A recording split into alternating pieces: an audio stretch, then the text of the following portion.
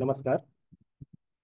आज आपण स्वामी रामानंद तीर्थ मराठवाडा विद्यापीठांतर्गत PhD पूर्व परीक्षा 2024 मध्ये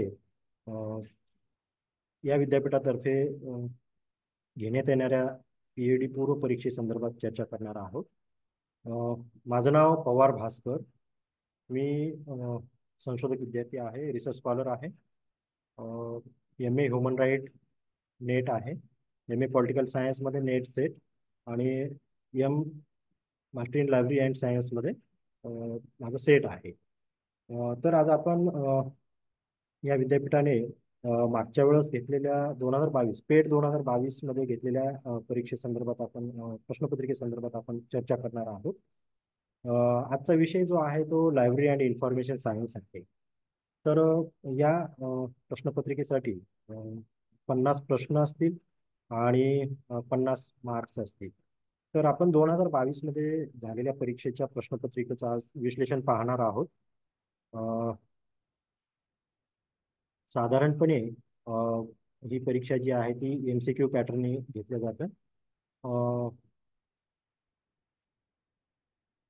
तर मागील परीक्षेमध्ये प्रश्न कशा प्रकारे विचारले गेले होते त्या संदर्भात आपण या ठिकाणी डिस्कस करणार आहोत. प्रश्न पहिला आहे, जोड्या लावा. यामध्ये father of scientific management, second father of administration, third father of human relations, fourth father of corporate strategy, अशा प्रकारे काही कन्सेप्ट ज्यांनी डेव्हलप केल्यात, कॉइन केल्यात, अशा सायंटिस्ट च्या जोड्या लावायच्या आहेत. तर आपण यामध्ये पहिला जो आहे वैज्ञानिक व्यवस्थापनाचे जनक म्हणून आपण FW टेलर यांना ओळखतो. फ्रेडरिक विल्सन टेलर असं त्यांचं पूर्ण नाव आहे. ते अमेरिकन इंजिनियर होते. त्यांनी सायंटिफिक मॅनेजमेंट थेअरी मांडलेली होती आणि ह्या थेअरीला टेलोरिझम असं म्हटलं जायचं. तर ते फादर ऑफ सायंटिफिक मॅनेजमेंट आहे. सेकंड जो आहे फादर ऑफ ॲडमिनिस्ट्रेशन, प्रशासनाचे जनक. प्रशासनाचे जनक म्हणून आपण हेनरी फोईल यांना ओळखतो. फादर ऑफ मॉडर्न मॅनेजमेंट असंही म्हटलं जातं. ते फ्रेंच मधले मायनिंग इंजिनियर होते. तर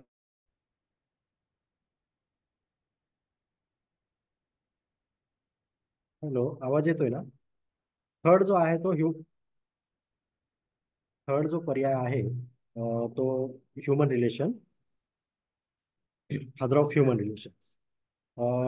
या पर्यायाचं उत्तर आहे Elton Mayo, father of human relations. हे ऑस्ट्रेलियन सायकोलॉजिस्ट होते, सोशॉलॉजिस्ट होते. फोर्थ जो आहे तो कॉर्पोरेट रणनीतीचे जनक म्हणजे फादर ऑफ कॉर्पोरेट स्ट्रॅटेजी. याचं उत्तर आहे F. Herzberg, father of business management and or the corporate strategy असंही त्यांना म्हटलं जातं. ते एक अमेरिकन सायकोलॉजिस्ट होते. तर या प्रश्नाच्या खाली स्क्रीन दिसते तुम्हाला?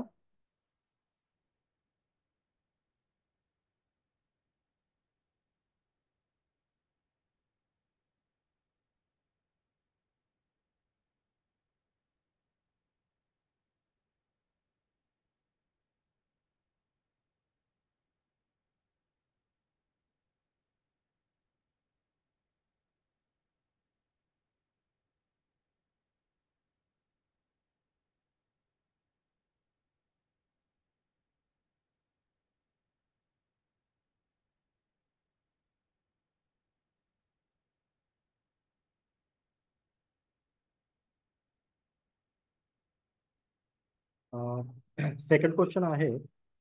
हॅलो, आवाज येतोय तुम्हाला? हॅलो. सेकंड क्वेश्चन आहे, field work based research is classified as. क्षेत्रीय कार्य म्हणजे फील्ड वर्क आधारित संशोधनाचे वर्गीकरण डॅश डॅश प्रकारे करता येते. यामध्ये पर्याय दिलेत: A empirical, B historical, C experimental, D biographical. तर या प्रश्नाचं उत्तर साधारणपणे अनुभवजन्य म्हणजे इम्पिरिकल आहे. फील्डवरती गेल्यानंतर आपण ज्यावेळेस विविध प्रकारच्या गोष्टींचं निरीक्षण करतो, विशिष्ट काही विशिष्ट बाबी आपण डोळ्याने पाहतो, अनुभव घेतो. त्यामुळे क्षेत्रीय कार्य आधारित संशोधनाचे वर्गीकरण जे आहे ते एम्पिरिकल म्हणजे अनुभवजन्य प्रकारामध्ये येतं. ओके. थर्ड क्वेश्चन आहे, विधान आणि कारण दिलेलं आहे या ठिकाणी.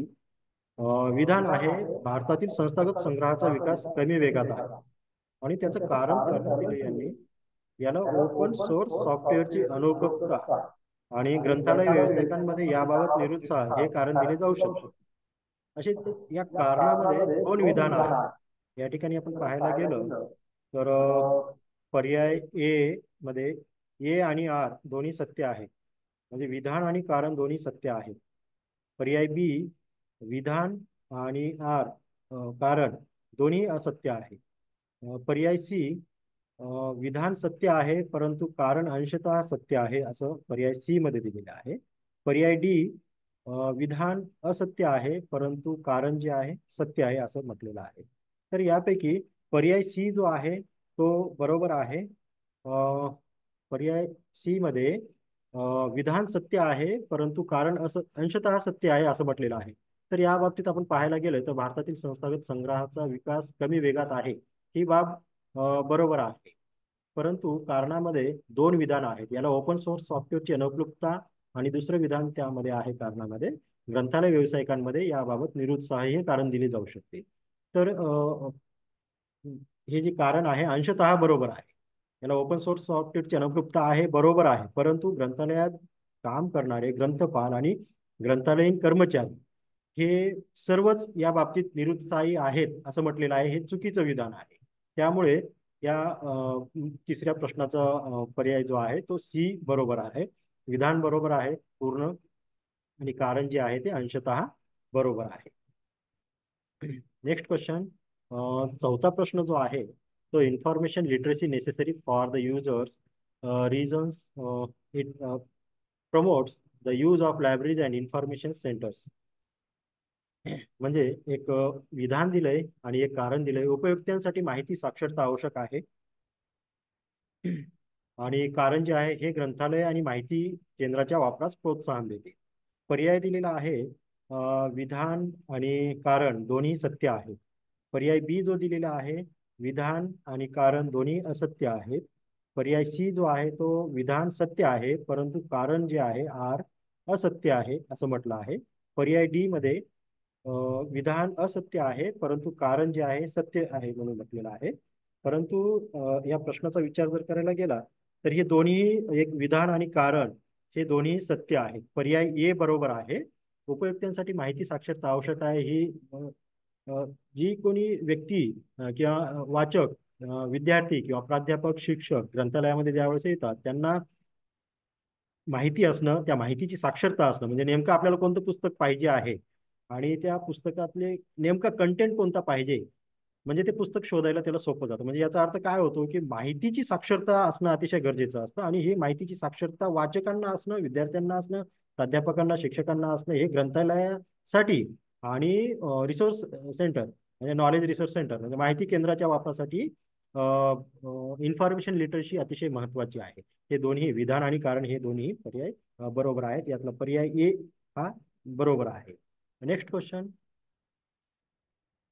the term recall is used in information retrieval to refer to. माहिती पुनर्प्राप्तीमध्ये रिकॉल हा शब्द कोणत्या अर्थाने वापरला जातो? पर्याय ए, रिकलेक्ट द डॉक्युमेंट्स म्हणजे प्रलेखांचे पुन्हा एकत्र करण्यासाठी. पर्याय बी जो आहे तो the ability of a system to retrieve relevant documents संबंधित प्रलेख पुनर्प्राप्तीची प्रणाली क्षमता. पर्याय सी जो आहे तो to recollect the relevant documents असंबंधित इरिलेव्हंट डॉक्युमेंट्स असंबंधित प्रलेख एकत्र आणण्यासाठी. पर्याय डी जो आहे तो रिट्राईव्ह इरिलेव्हंट डॉक्युमेंट्स असंबंधित प्रलेखांच्या पुनर्प्राप्तीसाठी. तर ग्रंथालय शास्त्रामध्ये किंवा ग्रंथालयामध्ये रिकॉल हा शब्द जो आहे तो संबंधित प्रलेख पुनर्प्राप्तीची प्रणाली क्षमता हा पर्याय बरोबर आहे. कारण एखाद्या वाचकाने किंवा विद्यार्थ्याने पुस्तक वाचण्यासाठी नेलं असेल तर ते परत मागून घेण्यासाठी आपल्याकडे जी काही यंत्रणा आहे, जी काही सिस्टीम आहे त्या सिस्टीमची क्षमता आपल्याकडे उपलब्ध आहे का, किंवा ती जी सिस्टीम आहे, ती यंत्रणा आहे त्याला आपण रिकॉल म्हणतो. मग त्याचे फॉर्म वेगवेगळे असू शकतात. एखाद्या पूर्वी कम्युनिकेशनची साधनं कमी होते त्यामुळे पत्र पाठवून त्या वाचकाकडून ते पुस्तक मागून घेणं काय बऱ्याच कालावधी झाल्याच्या नंतर हा एक पर्याय होता. त्यानंतर बरेच काही पर्याय आहेत. तर आजच्या काळामध्ये आपण ईमेलचा वापर करतो ग्रंथालयामध्ये रिकॉलसाठी. म्हणजे एखाद्या वाचकाने एखादे पुस्तक नेलं असेल आणि ते बरेच दिवस त्याकडे राहिले असेल, तर ते पुस्तक मागवण्यासाठी त्याला रिकॉल करतो ईमेलच्या माध्यमातून. हे ग्रंथालयामध्ये वापरली जाणारी टर्म आहे. नेक्स्ट क्वेश्चन, 6वा प्रश्न. या ठिकाणी जोड्या लावा संदर्भात प्रश्न विचारलेला आहे. National organisations with their relevant missions, म्हणजे काही राष्ट्रीय संस्था आणि त्या संस्थांचं काही मुख्य उद्दिष्ट आहे, मिशन आहे, या संदर्भात या जोड्या लावायच्या आहेत. तर यादी एक दिलेली आहे. त्यामध्ये national mission of libraries, B आहे national mission for manuscript, C आहे TKDL. TKDL म्हणजे ट्रॅडिशनल नॉलेज डिजिटल लायब्ररी. आणि चौथा जो पर्याय आहे NMEICT, म्हणजे national mission in education through the information and communication technology.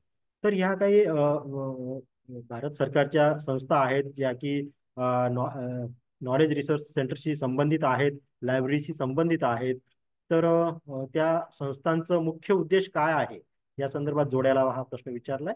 तर नॅशनल मिशन ऑफ लायब्ररीज जी संस्था आहे, ती संस्था वाचकांना पुस्तके उपलब्ध करून देण्यासाठी, ग्रंथालयांचे आधुनिकीकरण करण्यासाठी हे मिशन केंद्र शासनातर्फे राबवल्या जातं. नॅशनल मिशन ऑफ लायब्ररीची स्थापना 2023 मध्ये झालेली आहे. कलकत्ता या ठिकाणी ही संस्था आहे. सेकंड आहे B national mission for manuscript. Manuscript म्हटलं की तुमच्या लक्षात यायला पाहिजे की दुर्मिळ साधनं किंवा हस्तलिखित. ओके. तर नॅशनल मिशन फॉर मॅन्युस्क्रिप्ट ही संस्था नवी दिल्ली या ठिकाणी 2003 मध्ये स्थापन करण्यात आली होती. तर या नॅशनल मिशन फॉर मॅन्युस्क्रिप्टचा जो पर्याय आहे, त्याचं उद्दिष्ट जे आहे भारताचा भूतकाळ वर्तमानाशी जोडणे, हा एक वाक्य त्या या प्रश्नपत्रिकेत दिलेलं आहे. परंतु भारतीय दुर्मिळ हस्तलिखितांचे सर्वेक्षण करणे, शोध घेणे, त्याचं संवर्धन करणे व त्याचा डेटाबेस तयार करणे, हे अतिशय महत्वाचं जे दुर्मिळ साहित्य असतं किंवा दुर्मिळ हस्तलिखित असतात, यांना स्टोअर करून ठेवणं, यांचा डेटाबेस तयार करणं, ह्या नॅशनल मिशन फॉर मॅन्युस्क्रिप्टचं मुख्य ध्येय आहे, मुख्य उद्दिष्ट आहे. TKDL traditional knowledge digital library ही जी संस्था आहे, ही साधारणपणे ट्रॅडिशनल नॉलेज म्हटलं तर आपण हजारो वर्षापासून आपल्या देशामध्ये जे काही आयुर्वेदिक किंवा मग युनानी किंवा सिद्धा या संदर्भात या वैद्यकीय क्षेत्राशी निगडीत असणाऱ्या ज्या काही यंत्रणा आहेत किंवा उपचाराच्या पद्धती आहेत आणि यांचे जे काही दुर्मिळ फॉर्म्युले आहेत, हे फॉर्म्युले एकत्र करणं, त्यांचं डेटाबेस तयार करणं, हे या ट्रॅडिशनल नॉलेज डिजिटल लायब्ररीचं मुख्य हेतू आहे. आणि हे CSIR अंतर्गत चालणारी लायब्ररी आहे. ओके.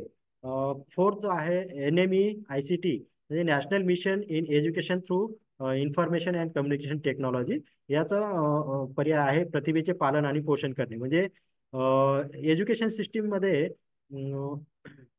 इन्फॉर्मेशन अँड कम्युनिकेशन टेक्नॉलॉजीचा मोठ्या प्रमाणात वापर करून त्या माध्यमातून ज्ञानाचा प्रचार आणि प्रसार करणं, हे या NMEICTचा मुख्य उद्देश आहे. तर यामध्ये पर्याय जे दिलेत ABCD असे 4 पर्याय दिलेले आहेत. तर मी आता या संस्था आणि त्यांचे मुख्य उद्दिष्ट जे सांगितले, त्यांना त्या अनुषंगाने जर पाहायला गेलं तर यातला पर्याय बी जो आहे तो योग्य आहे. ओके. नेक्स्ट क्वेश्चन, 7वा प्रश्न जोड्या लावा आहे. कम्युनिकेशनच्या संदर्भात आहे, कम्युनिकेशन टेक्नॉलॉजीच्या संदर्भामध्ये. ए आहे कम्युनिकेशन बॅरियर, बी आहे कम्युनिकेशन मीडियम, सी आहे कम्युनिकेशन मॉडल, डी आहे इंटरॅक्टिव्ह कम्युनिकेशन.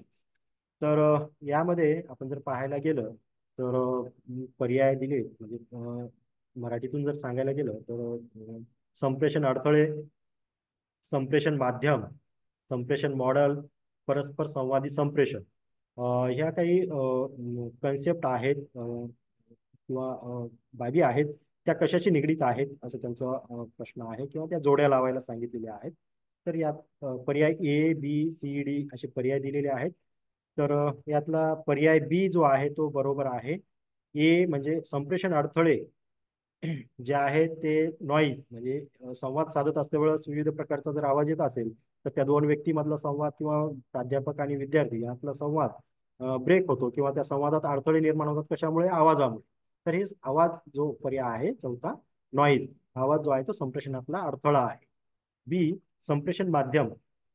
तर या पर्यायापैकी radio Shannon विस्टर viewer video conferencing noise या चारही पर्यायापैकी संप्रेषणाचं माध्यम जे आहे ते रेडिओ आहे. टीव्ही रेडिओ मोबाईल्स ईमेल्स हे व्हिडिओ कॉन्फरन्सिंग हे तुमचे कम्युनिकेशनचे साधनं आहे. ओके. तिसरा पर्याय जो आहे तो संप्रेषण मॉडेल सॉरी कम्युनिकेशन मॉडेल.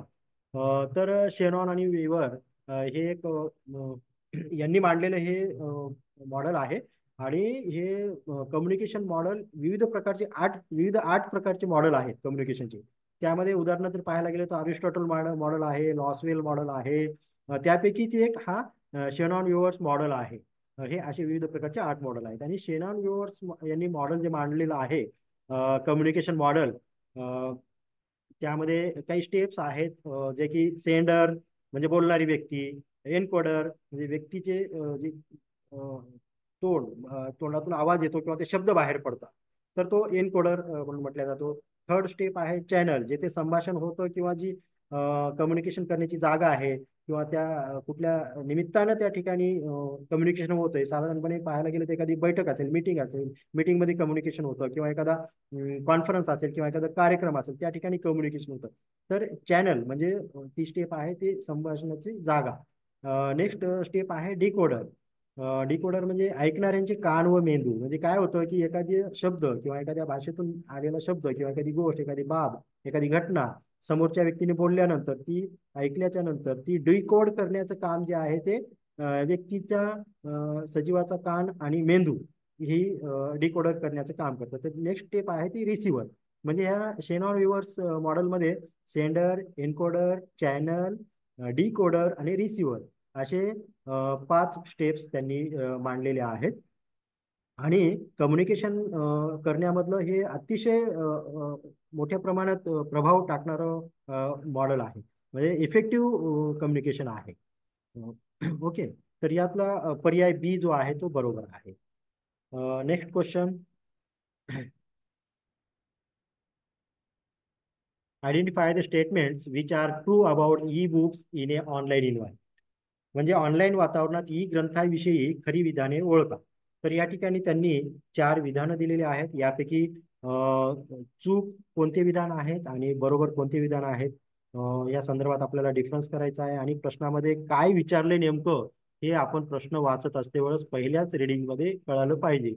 चूक विचारलं का बरोबर विचारलं हे ओळखता आलं पाहिजे. कारण आपल्याला प्रश्नाचं उत्तर जरी माहीत असलं तरी एक जरी शब्द त्या शब्दाकडे चूक किंवा बरोबर या शब्दाकडे जर आपण दुर्लक्ष केलो तर आपल्याला माहीत असलेली बाब सुद्धा आपण तो प्रश्नाचं उत्तर चुकू शकतं.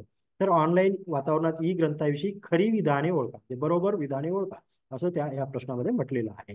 त्यातलं पहिलं विधान जे आहे ते ई ग्रंथ वापरल्या जाणाऱ्या उपकरणांवर अवलंबून असतात. ब विधान आहे ई ग्रंथ अखंड उपलब्धता प्रदान करतात. क विधान आहे सर्व प्रकाशक त्यांच्या मुद्रित ग्रंथाच्या समतुल्य ई ग्रंथ तयार करतात. ड विधान आहे ई ग्रंथ असे हायलाइट करण्याची अनुमती देतात. यापैकी पर्याय ए बी सी डी दिलेले आहेत आणि या प्रश्नाचं उत्तर म्हणजे डी पर्याय बरोबर आहे. यातले अ विधान ब आणि ड विधान बरोबर आहे. ई ग्रंथ वापरल्या जाणाऱ्या उपकरणावर अवलंबून असतात. ई ग्रंथ अखंड उपलब्धता प्रदान करतात हो ते केव्हाही आपण ऍक्सेस करू शकतो ई बुक्स. ओके. तर क जो आहे पर्याय तो चुकीचा आहे. यामध्ये सर्व प्रकाशक त्यांच्या मुद्रित ग्रंथांच्या समतुल्य ई ग्रंथ तयार करतात हे विधान चुकीचं आहे. तर सर्व प्रकाशक अशा प्रकारे त्यांनी छापलेल्या ग्रंथांचं ई बुक मध्ये कन्व्हर्सेशन करून तुम्हाला डाउनलोड करण्यासाठी फी देत नाहीत वाचकांना. सर्व प्रकाशक देत नाहीत काही प्रकाशक देतात. त्यामुळे हे विधान चुकीचं आहे. सर्व हा शब्द आल्यामुळे चुकीचा आहे. तर त्या ठिकाणी जर काही प्रकाशक असा जर शब्द असला असता तर ते पण विधान बरोबर असलं असू शकतं. ओके. तर डी जो पर्याय आहे तो बरोबर आहे. ई ग्रंथ असे हायलाइट करण्याची अनुमती देतात. ओके, यातला पर्याय जो डी आहे तो बरोबर आहे.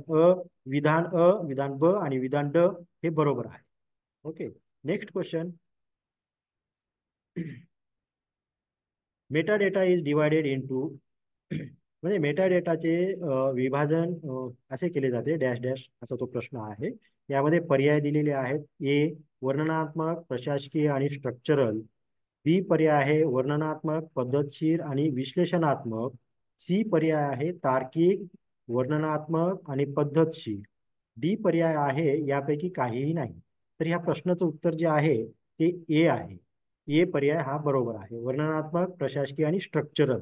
मेटाडेटाचे विभाजन वर्णनात्मक केलं जातं, प्रशासकीय केलं जातं, स्ट्रक्चरल सुद्धा केलं जातं. ओके, नेक्स्ट क्वेश्चन आहे entropy. Next question, 10th question. Entropy is a measure of. Entropy हे कशाचे उपाय आहे? त्या ठिकाणी पर्याय दिले माहितीच्या समर्पकतेचे प्रमाण, माहितीच्या अनिश्चिततेचे प्रमाण. नेक्स्ट पर्याय समर्पक माहितीची संख्या. नेक्स्ट पर्याय जो आहे तो माहितीच्या संबंधांचे प्रमाण. यातला पर्याय बी जो आहे तो बरोबर आहे. माहितीच्या अनिश्चिततेचे प्रमाण. एंट्रॉपी हे कशाचे उपाय? एंट्रॉपी केल्या जातं माहितीच्या अनिश्चिततेचे प्रमाण मोजण्यासाठी. ओके, पर्याय बी बरोबर आहे. प्रश्न 11वा. Which of the following are threats to information security. म्हणजे खालीलपैकी कोणत्या बाबी ह्या माहितीच्या सुरक्षेसाठी धोकादायक आहे, असा तो प्रश्नाचा आशय आहे. खालीलपैकी कोणती माहिती सुरक्षेचा धोका आहे? तर त्या ठिकाणी या 4 बाबी दिलेल्या आहेत. एक फर्स्ट आहे पर्सनल फायरवॉल्स, वैयक्तिक फायरवॉल. सेकंड आहे कॉम्प्रोमाइज टू आयपीआर. आयपीआर म्हणजे इंटेलेक्च्युअल प्रॉपर्टी राईट्स, म्हणजे आयपीआरची तडजोड करणे. नेक्स्ट बाब जी आहे ते अँटी स्पायवेअर. नेक्स्ट बाब जी आहे हेरगिरीची कृत्ये. ह्या 4 बाबी दिल्या आहेत आणि ह्या 4 बाबींपैकी कोणत्या बाबी माहितीच्या सुरक्षेसाठी धोकादायक आहेत, असा प्रश्न तो विचारलेला आहे. तर यामध्ये ह्या 4 बाबी दिल्याच्या नंतर त्या पुढे 4 ऑप्शन्स दिलेले, 4 पर्याय दिलेले आहेत. त्यामध्ये ए बी सी डी हे 4 पर्याय आहेत. आणि ह्या 4 बाबींपैकी मग कोणत्या बाबी धोकादायक आहेत असा तो प्रश्न विचारलाय. तर यातला पर्याय सी जो आहे तो बरोबर आहे. बाब दुसरी आणि बाब चौथी ही माहितीच्या सुरक्षेसाठी धोकादायक आहे. म्हणजे इंटेलेक्च्युअल प्रॉपर्टी राईटची तडजोड करणे हे माहितीच्या सुरक्षेसाठी धोकादायक आहे. त्याचप्रमाणे हेरगिरीची कृत्य करणे म्हणजे माहिती मध्ये मॅनिप्युलेशन करणे किंवा मग माहितीमध्ये अफरातफर करणे हे गुन्हेगारीचं कृत्य आहे. तर त्यामुळं माहितीच्या सुरक्षेसाठी ह्या 2 बाबी धोकादायक आहेत. इंटेलेक्च्युअल प्रॉपर्टी राईट्स मध्ये तडजोड करणे. इंटेलेक्च्युअल प्रॉपर्टी राईट्स संदर्भात तुम्हाला माहिती असेल, ग्रंथालय शास्त्राचे अभ्यासक असल्यामुळे तुम्हाला या गोष्टी माहिती असायला पाहिजेत. तर यातला पर्याय जो सी बरोबर आहे. Okay, next question. 12वा प्रश्न. Match the following and choose the correct answer from the course given below. खाली काही प्रक्रिया दिलेत आणि काही उदाहरणं दिलेत, यांच्या जोड्या लावायला सांगितल्यात. हा प्रश्न विचारलाय. पहिला पर्याय अ ब क ड असे 4 पर्याय दिलेले आहेत. फिशन, फ्युजन, डिस्टिलेशन आणि क्लस्टरिंग. लायब्ररीमध्ये ह्या कन्सेप्ट ज्या आहेत, ह्या टर्म ज्या आहेत त्या सायन्स फील्डशी रिलेटेड जरी असल्या, सायन्स अँड टेक्नॉलॉजी, इंजिनिअरिंगमध्ये, मेडिकलमध्ये, फार्मसी किंवा सायन्स फॅकल्टीमध्ये जरी ह्या फिजन, फ्युजन, डिस्टिलेशन, क्लस्टरिंग ह्या कन्सेप्ट जरी वापरत असल्या तरीही लायब्ररी अँड इन्फॉर्मेशन सायन्समध्ये सुद्धा ह्या कन्सेप्ट वापरल्या जातात. ग्रंथालयामध्ये ग्रंथपाल म्हणून आपण ज्यावेळेस प्रॅक्टिस करतो किंवा काम करतो, ग्रंथपाल म्हणून जी जबाबदारी पार पाडतो, त्या ठिकाणी ह्या कन्सेप्ट वापरल्या जातात. त्यामुळे त्याखाली 4 पर्याय दिलेले आहेत ए बी सी डी आणि ह्या जोड्या लावायला सांगितलेल्या आहेत. तर फिशन, फिशन म्हणजे काय? तर ह्या ग्रंथालय शास्त्रामध्ये वापरत असते वेळेस ह्याचा पर्याय जो आहे तो फिशनचा तर्कशास्त्र. तर हा तर्कशास्त्र हा पर्याय का बरोबर आहे? एखादा मुख्य विषयातून विविध 2-3 विषय वेगळे करणे म्हणजे फिशन आहे. हे ग्रंथालय शास्त्रामध्ये वापरले जातं. तर तर्कशास्त्र जो आहे विषय तो विविध प्रकारच्या एखाद्या मुख्य विषयामधून त्यातून आणखी दुसऱ्या 2-3 उपशाखा तयार होऊ शकतात त्या विषयाच्या, बरं का. तर त्यामध्ये तर्कशास्त्राचा समावेश करता येईल आपल्याला फिश आणि या पर्यायासाठी. फ्युजन नेक्स्ट जो आहे तो फ्युजन. फ्युजन म्हणजे एक काय होतं ते फ्युजन पेन, फ्युजन शाईची पेन आपण वापरायचो लहानपणी, माहिती आहे का? तो बरेच जण वापरत असतील कदाचित. फ्युजन म्हणजे काय, ह्या प्रश्नाचा ह्या शब्दाचा अर्थ काय म्हणून असा एक प्रश्न कधी कधी तुम्हाला उपस्थित झाला असेल आणि तुम्ही त्याचा शोधही घेतला. फ्युजन म्हणजे दोन विविध प्रकारच्या गोष्टी एकत्र करून मिक्स करून बनवलेली ती शाई होती फ्युजन. फ्युजन पेन नावाची होती फ्युजन. तर फ्युजन ग्रंथालय शास्त्रामध्ये कशा प्रकारे वापरलं जातं, तर याचा जो पर्याय आहे या 4 पर्यायापैकी शैक्षणिक मानसशास्त्र, तर्कशास्त्र, गांधीयान, संशोधन पद्धती या 4 पर्यायापैकी फ्युजन या टर्मसाठी शैक्षणिक मानसशास्त्र हे उदाहरण लागू पडतं. या ठिकाणी ग्रंथालयामध्ये एक किंवा दोन विषयांना एकत्र करून एक नवीन विषय तयार करणे म्हणजे फ्युजन करणे. लक्षात आलं काय? शैक्षणिक मानसशास्त्र यामध्ये शिक्षणशास्त्र एक शास्त्र वेगळं आहे, मानसशास्त्र एक वेगळं शास्त्र आहे, आणि या दोन्ही शास्त्रांना एकत्र करून शैक्षणिक मानसशास्त्र हा एक नवीन विषय तयार केला किंवा त्या पुस्तकाचं टायटल, ग्रंथाचं टायटल तयार होतं. त्यामुळं ह्या फ्युजन या प्रक्रियेसाठी टर्मसाठी उदाहरण पाहायला गेलं तर शैक्षणिक मानसशास्त्र हा उदाहरण योग्य आहे. नेक्स्ट आहे डिस्टिलेशन. ही टर्म जी आहे डिस्टिलेशन ही सायन्स फॅकल्टीमध्ये मोठ्या प्रमाणात वापरले जातं. तर याचं उदाहरण जे आहे संशोधन पद्धत, म्हणजे एखादा नवीन विषय शोधून काढणे. डिस्टिलेशन म्हणजे डिस्टिल वॉटर वगैरे आपण तुम्ही पाहिलं असेल. डिस्टिल वॉटरमध्ये इनप्युरिटीज साधारण जनरल वॉटरमध्ये, नॉर्मल वॉटरमध्ये ज्या काही इनप्युरिटीज असतात त्या बाजूला करण्यासाठी डिस्टिलेशनची प्रक्रिया वापरली जाते. त्याचप्रमाणे संशोधन पद्धत हा या ठिकाणचं उदाहरण या डिस्टिलेशनसाठी टर्मसाठी योग्य वाटतो. एखाद्या विषयावरती संशोधन करून त्यातून आपण एक नवीन विषय शोधून काढतो, त्याला आपण डिस्टिलेशन म्हणता येईल. ओके. नेक्स्ट जो आहे, नेक्स्ट टर्म जी आहे ती क्लस्टरिंग. क्लस्टरिंग म्हणजे याचा पर्याय जो आहे तो गांधीयान. गांधीयान म्हणजे तो विषयाचं नाव आहे किंवा एखाद्या आपल्याला म्हणता येईल एखाद्या विशिष्ट आपण ग्रंथालयामध्ये प्रॅक्टिस करत असते गांधीयान म्हणजे गांधीवादी विचारांची पुस्तकं एकत्र करणं. याला आपण क्लस्टरिंग म्हणू शकतो. म्हणजे सारख्या विचारांच्या पुस्तकांचा एक गट तयार करणे, या प्रक्रियेसाठी टर्म वापरले जाते क्लस्टरिंग. ओके. तर यातला पर्याय जो आहे खाली 4 पर्याय दिले त्यातला ये पर्याय हा बरोबर आहे. Next question. जोड्या लावा. या ठिकाणी काही सॉफ्टवेअर दिलेले आहेत आणि मग त्या सॉफ्टवेअर तयार करणाऱ्या काही संस्था दिलेल्या आहेत. तर त्यामध्ये काही सॉफ्टवेअरमध्ये सोल आहे, विनिसिस आहे, संजय, स्लीम हे सॉफ्टवेअर आहेत किंवा सिस्टीम्स आहेत. ग्रंथालय शास्त्रामध्ये वापरल्या जातात. तर सोल म्हणजे software for the university libraries. सोलचा लॉंग फॉर्म जो आहे तो सॉफ्टवेअर फॉर युनिव्हर्सिटी लायब्ररीज. तर या आणि समोर ज्या दिल्या आहेत त्या इन्स्टिट्यूट आहेत, संस्था आहेत. सोल ची निर्मिती जी आहे ती इन्फ्लिबनेट ही म्हणजे भारतातली इन्स्टिट्यूशनल रिपॉझिटरी आहे. म्हणजे भारतातल्या विविध ग्रंथांचं एकत्रीकरण करून करणारी डेटाबेस तयार करणारी ही इन्क्लिबनेट संस्था आहे भारत सरकारची. ह्या इन्क्लिबनेटने सोल हे सॉफ्टवेअर डेव्हलप केलेलं आहे. सेकंड जो आहे तो विन्सिस.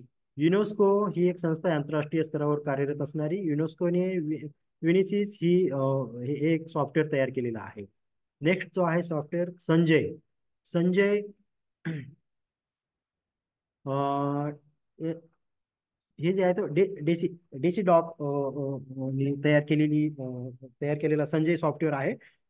डेसी डॉक म्हणजे the defence scientific information and documentation centre India. Okay. Bharat सरकारचं हे डिफेन्स म्हणजे डिफेन्स सेक्टरशी रिलेटेड डिफेन्सची इन्फॉर्मेशन जी आहे त्याचे प्रोटेक्शन करण्यासाठी किंवा एकत्र करण्यासाठी संजय सॉफ्टवेअर डेव्हलप केलेला आहे. नेक्स्ट जो सॉफ्टवेअर आहे किंवा सिस्टीम आहे ती म्हणजे स्लीम. स्लीम चा लॉंग फॉर्म आहे. या पर्यायाचा उत्तर जो आहे तो अल्गोरिदम आहे, या संस्था आहे. तर स्लीम म्हणजे school of library and information management ही एक सॉफ्टवेअर आहे किंवा एक एक सिस्टीम आहे जी की एम्पोरिया स्टेट म्हणजे एम्पोरिया स्टेट युनिव्हर्सिटी म्हणजे अमेरिकेमधल्या एम्पोरिया स्टेट युनिव्हर्सिटीने हे डेव्हलप केलेलं स्लीम नावाचं सॉफ्टवेअर आहे. School of library and information management हे सॉफ्टवेअर किंवा एक सिस्टीम आहे. तर या जोड्यांचा जर पाहायला गेलं पर्याय, तर जे पुढे चार पर्याय दिलेले आहेत त्यातला ए पर्याय जो आहे तो बरोबर आहे.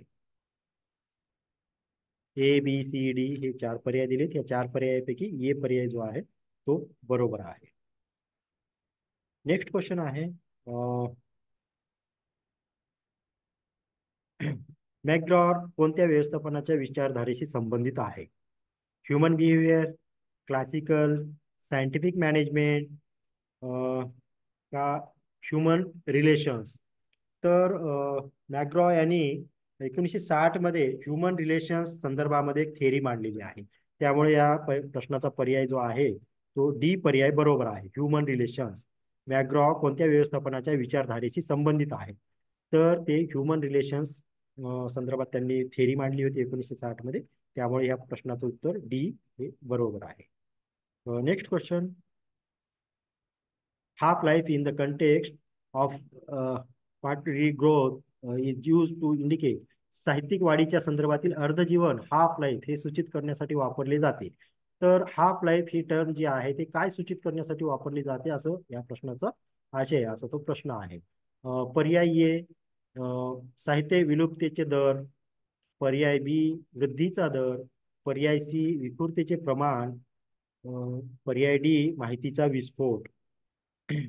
तर हाफ लाईफ ही जी कन्सेप्ट आहे सायन्स फॅकल्टीमधली आहे, सायन्स फील्डमध्ये याचा वापर केला जातो. मुख्यतः फिजिक्स आणि केमिस्ट्रीमध्ये हाफ लाईफ संदर्भामध्ये बऱ्याच गोष्टी अवलंबून आहेत. रेडिओ ऍक्टिव्ह एलिमेंटच्या संदर्भातील ही टर्म आहे, परंतु ग्रंथालयात पुस्तकांसंबंधी हाफ लाईफ ही टर्म वापरली जाते साहित्याच्या संदर्भामध्ये. तर या चार पर्यायापैकी साहित्य विलुप्ततेचे दर ये पर्याय जो आहे तो अगदी बरोबर आहे. ओके.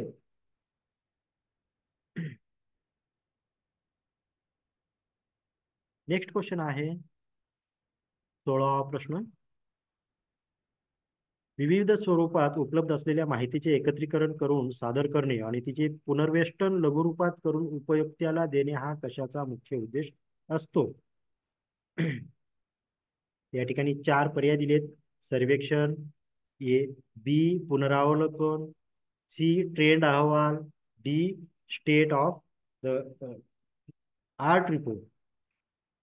तर यातला सी पर्याय जो आहे तो ट्रेंड अहवाल बरोबर आहे. विविध स्वरूपात उपलब्ध असलेल्या माहितीचे एकत्रीकरण करून सादर करणे आणि तिचे पुनर्वेष्टन लघुरूपात करून उपयुक्त्याला देणे हा कशाचा मुख्य उद्देश आहे? तर ट्रेंड अहवालाचा, म्हणजे ट्रेंड रिपोर्ट.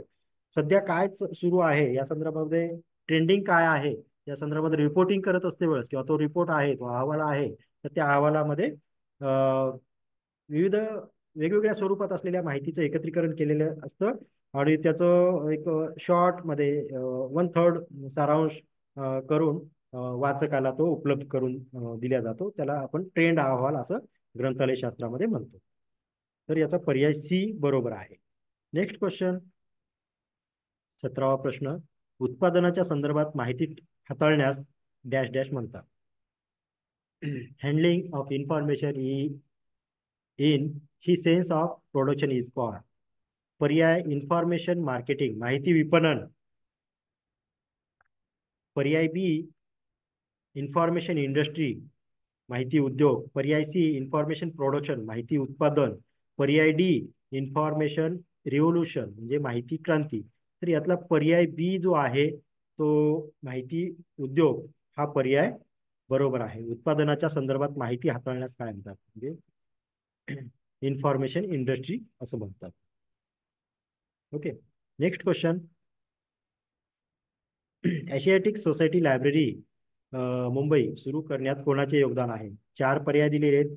सर जेम्स मॉन्टेक्शा, पर्याय बी रामकृष्ण दालमिया, पर्याय सी कॅप्टन जॉन मिशल, पर्याय डी प्रिन्स द्वारकानाथ टागोर. तर यातला पर्याय ए बरोबर आहे. सर जेम्स मॉन्टेक्शा यांनी एशियाटिक सोसायटी लायब्ररी मुंबई सुरू करण्यात त्यांचं मोठं योगदान आहे.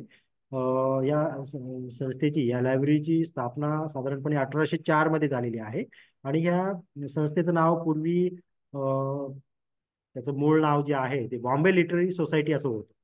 आणि ती साधारण 1804 मध्ये सर जेम्स मॉन्टेशा यांच्या सहकार्याने, यांच्या मोठ्या योगदानाने ही Asiatic Society library of Mumbai ही सुरू करण्यात आली.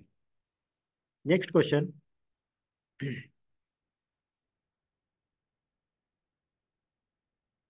झोटेरो ही टर्म कशासाठी वापरली जाते?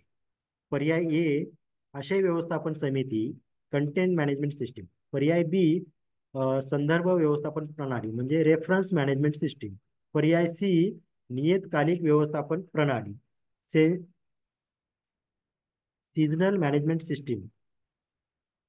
पर्याय डी, ग्रंथसूची संदर्भ व्यवस्थापन प्रणाली, बिब्लिओग्राफिक रेफरन्स मॅनेजमेंट सिस्टीम. म्हणजे झोटेरो ही open access research management tool आहे एक. आणि ही साधारणपणे ग्रंथपालांकडून मोठ्या प्रमाणात वापरले जातं. संशोधनाच्या संदर्भामध्ये माहिती गोळा करणं, ती माहिती साईट करणं किंवा बिब्लिओग्राफी तयार करणं, तो रिसर्च जो आहे तो शेअर करणं, संशोधनाचं शेअर करणं, यासाठी ग्रंथपालांच्या माध्यमातून, ग्रंथपालांकडून ही झोटेरो ही टूल जे आहे ते वापरले जातं. तर याचा पर्याय जो आहे तो 4 पर्याय दिलेत. आशय व्यवस्थापन समिती. पर्याय बी, संदर्भ व्यवस्थापन प्रणाली. पर्याय सी, नियतकालिक व्यवस्थापन प्रणाली. पर्याय डी, ग्रंथसूची संदर्भ व्यवस्थापन प्रणाली. तर बिब्लिओग्राफिक रेफरन्स मॅनेजमेंट सिस्टीम असं या झोटेरो या टूल्ससाठी टूल्स वापरला जातो. ग्रंथसूची संदर्भ व्यवस्थापन करण्यासाठी ही सिस्टीम वापरली जाते. तर यामुळे पर्याय डी बरोबर आहे. Next question.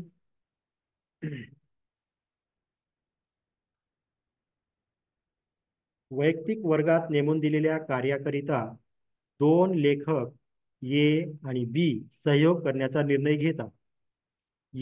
लेखक ए संशोधक नोट्सचे संकलन करतो. लेखक बी मुख्य निष्कर्ष शोधून काढतो.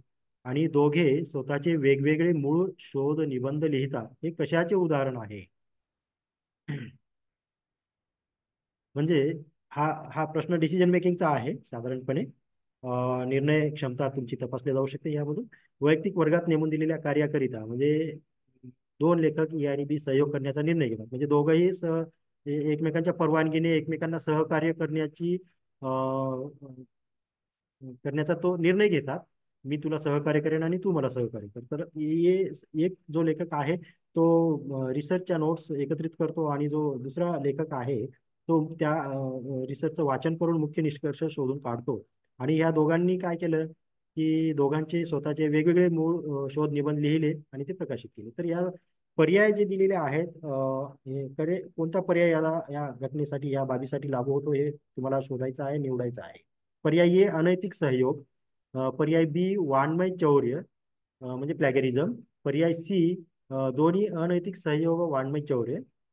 पर्याय डी, स्वीकार्य सहयोग. तर यातला पर्याय सी जो आहे, दोन्ही अनैतिक सहयोग आणि वाङ्मय चौर्य हे दोन्ही दोन्हीही कामं जे आहेत, अनैतिक कामं या दोन्ही लेखकांनी केली आणि स्वतःचे शोध निबंध लिहून प्रकाशित केले किंवा शोध निबंध लिहिले असं त्याला म्हणतो आपण. तर यातला पर्याय जो सी आहे तो बरोबर आहे. Next question. जोड्या लावा. हे 21वा प्रश्न जोड्या लावा आहे. तर ह्या टर्म दिल्यात या ठिकाणी काही, त्या ज्या की कॉम्प्युटरशी रिलेटेड आहेत, इंटरनेटशी रिलेटेड आहेत. बस, स्टार, रिंग, मेश ह्या कॉम्प्युटरशी रिलेटेड टर्म्स आहेत. तर बस ही टर्म जी आहे ती नोड्स कनेक्टेड टू बॅकबोन यासाठी वापरल्या जातं. Star, nodes connected to hub यासाठी ही टर्म वापरल्या जातं. Ring, each node connected to the next म्हणजे प्रत्येक नोड जो आहे तो नेक्स्ट सिस्टीमला कनेक्ट केला जातो. Mesh, each node connect to every others. ह्या जोड्या आणि ह्या कन्सेप्ट ज्या आहेत त्या इन्फॉर्मेशन अँड कम्युनिकेशन टेक्नॉलॉजीशी रिलेटेड आहेत. पर्याय दिलेले आहेत या ठिकाणी ए बी सी डी. तर या जोड्या लावांचा पर्याय जो आहे तो सी हा बरोबर आहे.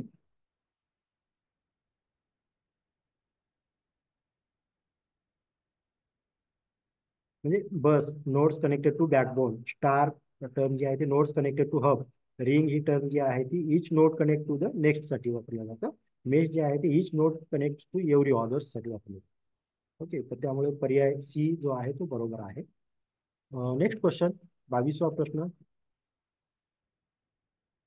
एनसायक्लोपीडिया ऑफ लायब्ररी अँड इन्फॉर्मेशन सायन्सचे प्रकाशक कोण? तर या ठिकाणी अँड्र्यू डच, या ठिकाणी चार पर्याय दिलेले आहेत. H.W. विल्सन, सेकंड पर्याय जो आहे तो R.R. बाऊकर, नेक्स्ट पर्याय सी पर्याय जो आहे मार्शल डेकर, डी पर्याय तो अँड्र्यू डच. तर या प्रश्नाचं उत्तर अँड्र्यू डच हे आहे. पर्याय डी, अँड्र्यू डच हे या encyclopedia of library and information सायन्सचे प्रकाशक आहेत. Next question. कोणत्या शिक्षण आयोगाने असे म्हटले आहे की वाचनालयाकडे दुर्लक्ष करणे किंवा त्यास कमी प्राधान्य देणे यापेक्षा वाढत्या विभागासाठी काहीही नुकसानकारक असू शकत नाही? या ठिकाणी पर्याय, चार पर्याय दिलेत. पर्याय ए कोठारी एज्युकेशन कमिशन, पर्याय बी राधाकृष्णन एज्युकेशन कमिशन, पर्याय सी कलकत्ता युनिव्हर्सिटी कमिशन, पर्याय D Mudaliar commission on secondary education. तर यातला पर्याय ए हा बरोबर आहे. कोठारी शिक्षण आयोग. या कोठारी शिक्षण आयोगाची स्थापना साधारणपणे 1964 मध्ये झाली आणि ह्या कमिशनने, ह्या आयोगाने अहवाल तो जून 1966 मध्ये सादर केला सरकारकडे. आणि हा आयोग जो आहे तो शैक्षणिक क्षेत्रातील सर्व बाबी तपासण्यासाठी हा आयोग स्थापन केलेला होता. तर या आयोगाने वाचनालयाकडे दुर्लक्ष करणे किंवा त्यास कमी प्राधान्य देणे यापेक्षा वाढत्या विभागासाठी काही नुकसानकारक असू शकत नाही असं या अहवालामध्ये नमूद केलेलं होतं कोठारी शिक्षण आयोगामध्ये. त्यामुळे या प्रश्नाचा उत्तर जे आहे ते पर्याय ए कोठारी शिक्षण आयोग हे बरोबर आहे. नेक्स्ट क्वेश्चन, जोड्या लावा. साधारणपणे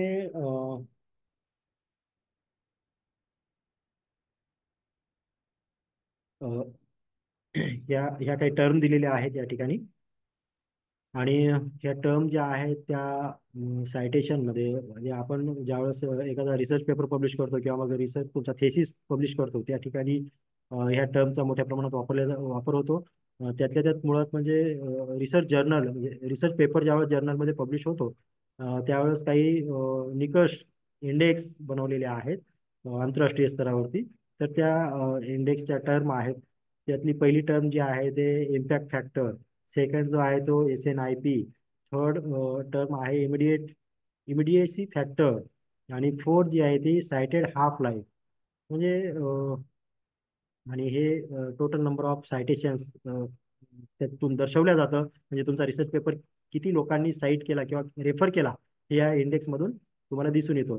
तर यातला जो खाली चार पर्याय दिलेले आहेत ABCD. त्या अनुषंगाने मी तुम्हाला थोडक्यात स्पष्टीकरण देतोय. या चारही टर्मचं इम्पॅक्ट फॅक्टर ही जी आहे याचं उत्तर sighted during the recent 2 years, म्हणजे मागच्या 2 वर्षामध्ये तुमचा रिसर्च पेपर जो आहे तो रेफर किती वेळेस केला या हे दर्शवण्यासाठी इम्पॅक्ट फॅक्टरवरून तो तुम्हाला लक्षात येतो. सेकंड जो आहे तो SNIP, म्हणजे source normalized impact per paper. SNIP चा लॉंग फॉर्म जो आहे तो source normalized impact per paper असं त्याचा लॉंग फॉर्म आहे. Citation based on the number of citations in a field means SNIP, source normalized impact per paper. Third जो आहे तो इमिडिएसी फॅक्टर, म्हणजे cited during the current year, म्हणजे आता चालू वर्षामध्ये तुमचा रिसर्च पेपर किंवा एखादा रिसर्च पेपर जो आहे तो किती वेळेस साईट झाला यासाठी ही टर्म वापरली जाते. इमिडिएसी फॅक्टर किती आहे त्या रिसर्च पेपरचा. फोर्थ जो आहे तो cited half life, duration of citations to to article in a journal, म्हणजे त्या जर्नलचा लाईफ किती आहे किंवा म्हणून त्यामुळे त्या विशिष्ट प्रकारच्या जर्नलमध्ये तुमचा रिसर्च पेपर पब्लिश झालेला असेल तर त्यानुसार त्या जर्नलच्या साधारणपणे हे साईट हाफ लाईफ जी टर्म आहे ती पुस्तकांच्या किंवा जर्नलच्या व्हॅलिडिटीच्या संदर्भामध्ये वापरले जाते. हाफ लाईफ म्हटलं तर काय होतं की अर्धजीवन, म्हणजे त्या जर्नलचं हाफ लाईफ किती आहे, म्हणजे पूर्ण लाईफ म्हणजे साधारणपणे मला वाटतं 18 वर्ष काहीतरी जर्नलच्या संदर्भामध्ये आहे, त्याचा हाफ लाईफ म्हणजे 9 वर्ष. तर त्या एखाद्या जर्नलमध्ये तुमचा आर्टिकल पब्लिश झाला असेल तर त्या तुमच्या रिसर्च पेपरचा हाफ लाईफ किती आहे किंवा त्या जर्नलचा हाफ लाईफ किती आहे यासाठी सायटेड हाफ लाईफ ही टर्म वापरली जाते. तर यातला पर्याय जो आहे, ये पर्याय जो आहे तो बरोबर आहे. नेक्स्ट क्वेश्चन, 25वा प्रश्न. ही हे प्रश्न जे आहे ते साधारणपणे स्वामी रामानंद तीर्थ मराठवाडा विद्यापीठाने 2022 मध्ये जी पेट परीक्षा घेतली होती, त्या पेट परीक्षेमध्ये जे प्रश्न विचारले होते त्या संदर्भात आपण डिस्कस करतोय. तर तुम्ही थोडंसं तुम्हाला लक्षात येईल की ही परीक्षा कशा प्रकारे होऊ शकते.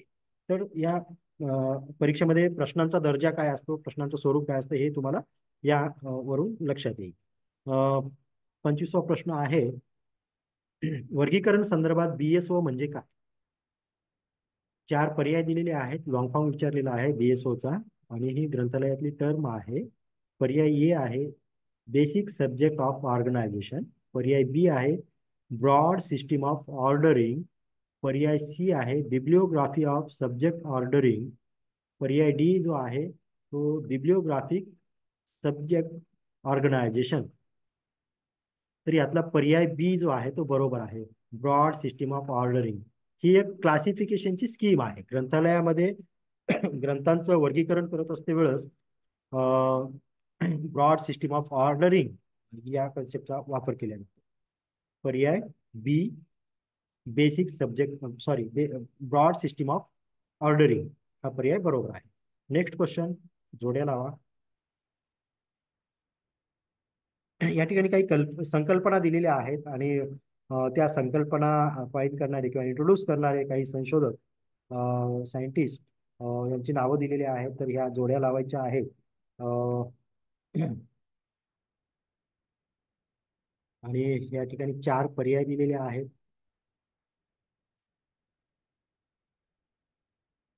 संकल्पना मी सुरुवातीला वाचून दाखवतोय, तुम्हाला सांगतोय. माहितीचा राजमार्ग ही एक संकल्पना आहे. HTML एक आहे. LIB लिब 2.0 आहे. आणि 4 इन्फॉर्मेशन लिटरसी. या टर्मचं किंवा या संकल्पनांचं महत्त्व विशद करणारे जे संशोधक आहेत त्यांची नावं पुढच्या कॉलममध्ये दिलेली आहेत. तर त्या जोड्या लावायच्या आहेत. माहितीचा राजमार्ग नॅम जून पॅक यांनी सांगितलेला आहे. HTML जे आहे ते टीम बर्नर्स ली यांनी इंट्रोड्यूस केलेली आहे. LIB 2.0 जे आहे ते मायकल कॅसी यांनी डेव्हलप केलेले आहे. आणि माहिती साक्षरता म्हणजे इन्फॉर्मेशन लिटरसीचं महत्त्व, माहिती साक्षरतेचं महत्त्व पॉल सुकोस्की यांनी त्याचं महत्त्व, माहितीच्या साक्षरतेचं महत्त्व विशद केलेलं आहे. त्यामुळे जे शेवटी खाली 4 पर्याय दिलेत यापैकी पर्याय सी जो आहे तो बरोबर आहे.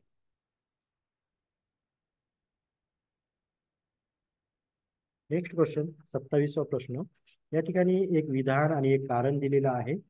विधान आहे ग्रंथालय आणि माहिती केंद्रात निर्णयांचे समर्थन करण्यासाठी कार्यप्रदर्शन मोजमाप करणे आवश्यक आहे. त्याचं कारण दिलं यांनी, योग्य वेळी योग्य निर्णय, योग्य वेळी योग्य निर्णय ग्रंथालय आणि माहिती केंद्रांना ध्येय साध्य करण्यात मदत करतात.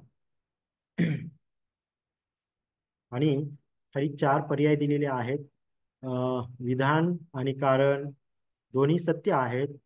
कारण हे विधानाचे योग्य स्पष्टीकरण आहे, पर्याय ए मध्ये असं नमूद केलेलं आहे. पर्याय बी आहे विधान आणि कारण दोन्ही असत्य आहेत.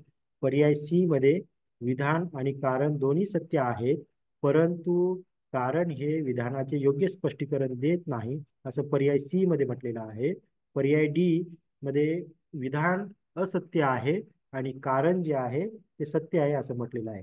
परंतु या 4ही पर्यायापैकी पर्याय ए जो आहे तो बरोबर आहे. विधान आणि कारण दोन्ही सत्य आहेत आणि हे जे कारण दिलेलं आहे हे कारण या विधानाचं स्पष्टीकरण देतं.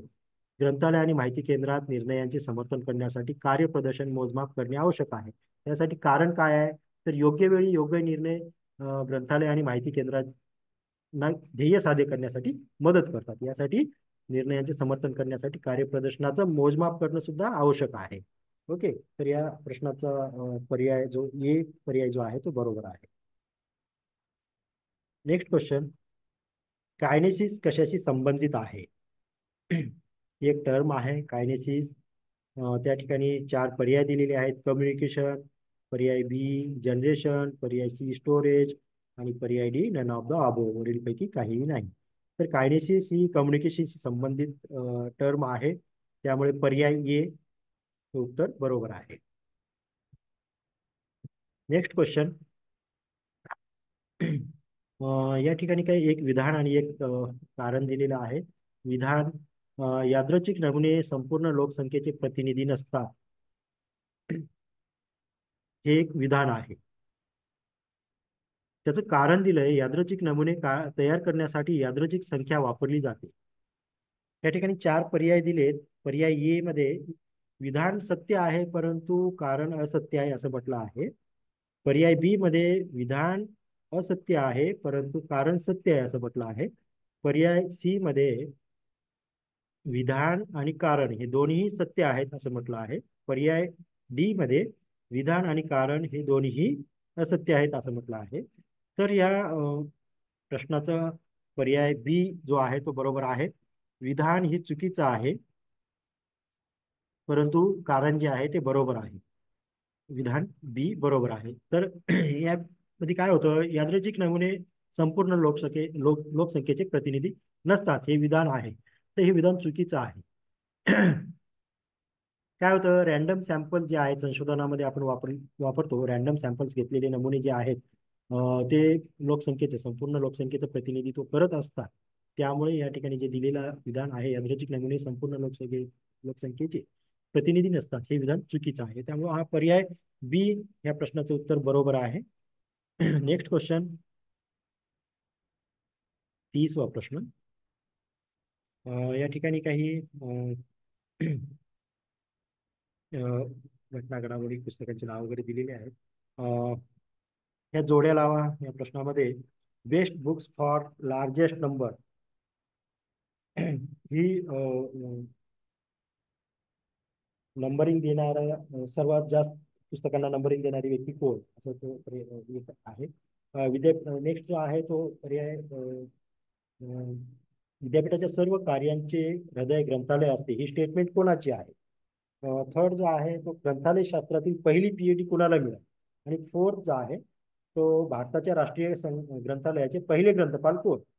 असे एका कॉलम मध्ये चार प्रश्न विचारले आहेत, त्याचे उत्तर दुसऱ्या कॉलम मध्ये दिलेले आहेत, यादी दिलेली आहे. तर best books for the largest number साठी मेलविन डेव्ह हे हा पर्याय बरोबर आहे. मेलविन डेव्हे बरोबर आहे. सेकंड, विद्यापीठाच्या सर्व कार्यांचे हृदय ग्रंथालय असते, हे विधान कुणाचे आहे? तर सर्वपल्ली राधाकृष्णन यांचं हे विधान आहे. पर्याय तीन जो विचारलाय प्रश्न, ग्रंथालय शास्त्रातील पहिली पीएचडी कोणाला मिळाली? तर ग्रंथालय शास्त्रातली पहिली पीएचडी भारतामध्ये डी बी कृष्णराव यांना मिळालेली आहे. 1952 ते 1957च्या दरम्यान त्यांनी दिल्ली युनिव्हर्सिटीमध्ये ग्रंथालय शास्त्रामध्ये संशोधनाचं काम केलं आणि ग्रंथालय शास्त्राची पहिली पीएचडी जी आहे ती डी बी कृष्णराव यांना मिळाली.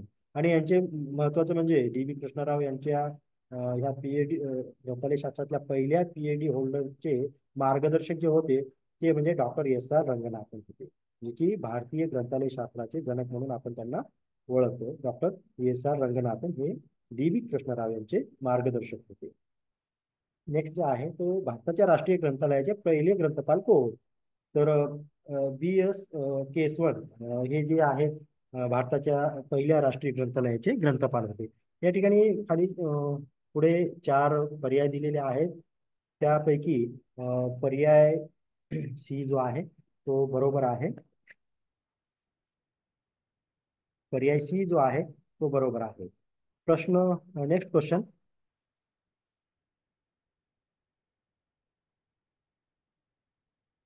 31वा प्रश्न. खालीलपैकी कोणते ग्रंथालय शास्त्राच्या चतुर्थ सूत्राला यथार्थ ठरत नाही? ग्रंथालय शास्त्राचे जे काही 5 सूत्र दिलेले आहेत त्यापैकी खालील कोणती बाब या ग्रंथालय शास्त्राच्या सूत्रामध्ये बसत नाही असा या प्रश्नाचा आशय आहे. त्यामध्ये पर्याय ए वर्गीकृत मांडणी क्लासिफाईड मॅनेजमेंट, पर्याय B stack room guide stack room मार्गदर्शिका, पर्याय सी इश्यू मेथड साधारण पद्धती म्हणजे देण्याच्या पद्धती, पर्याय डी जो आहे तो ग्रामीण ग्रंथालय सेवा रुरल लायब्ररी सर्व्हिस. तर या प्रश्नाचं उत्तर जो आहे ते डी बरोबर आहे. ग्रामीण ग्रंथालय सेवा ही या ग्रंथालय शास्त्राच्या त्या पंचसूत्रामध्ये मोडत नाहीये. वर्गीकृत मांडणी करणे, त्याचप्रमाणे स्टॉक रूम मार्गदर्शिका ठेवणे, इश्यू मेथड डेव्हलप करणे, या तिन्ही बाबी या पंचसूत्राला धरून आहेत. आणि ह्या चौथा पर्याय जो आहे ग्रामीण ग्रंथालय सेवा ही पंचसूत्र ग्रंथालय शास्त्राच्या पंचसूत्राला धरून नाहीये, संबंधित नाहीये. त्यामुळे पर्याय डी जो आहे तो बरोबर आहे. Next question. क्रोनॉलॉजिकल सिक्वेन्स विचारलेला आहे. Digital millennium copyright act, right to information act, information technology act, Indian copyright act या संदर्भामध्ये कालानुक्रम जोडायला म्हणजे अरेंज करण्यासाठी सांगितलेलं आहे. क्रम लावण्यासाठी सांगितलेला आहे. तर साधारणपणे डिजिटल मिलेनियम कॉपीराइट कायदा जो आहे तो 1998 मध्ये झाला. माहितीचा अधिकार इन्फॉर्मेशन ऍक्ट जो आहे, right to information act RTI जो आहे तो 2005 मध्ये भारतात लागू झाला. माहिती तंत्रज्ञान कायदा जो आहे तो 2000 मध्ये साधारणपणे इसवी सन 2000 मध्ये तो लागू झाला. आणि भारतीय कॉपीराइट ऍक्ट म्हणजे इंडियन कॉपीराइट ऍक्ट जो आहे तो 1957ला लागू झालेला आहे. खाली ह्या क्रोनॉलॉजीचे पर्याय दिलेले आहेत ABCD. यातला साधारणपणे 1957ला स्थापन झालेला भारतीय कॉपीराइट कायदा हा एक नंबरला येतो. 1957ला कॉपीराइट ऍक्ट झालेला आहे. सेकंड नंबरवरती येतो कालानुक्रमानुसार मग पाहायला गेलं तर 1998चा digital millennium copyright act. Okay.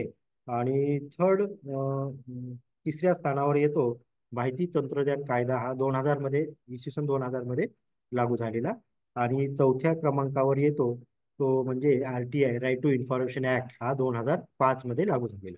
तर या प्रश्नाचा पर्याय जो आहे ये पर्याय बरोबर आहे. Fourth, one, third and second या कालक्रमानुसार आपण जर पाहायला गेलो तर. ओके. नेक्स्ट क्वेश्चन आहे 33वा प्रश्न.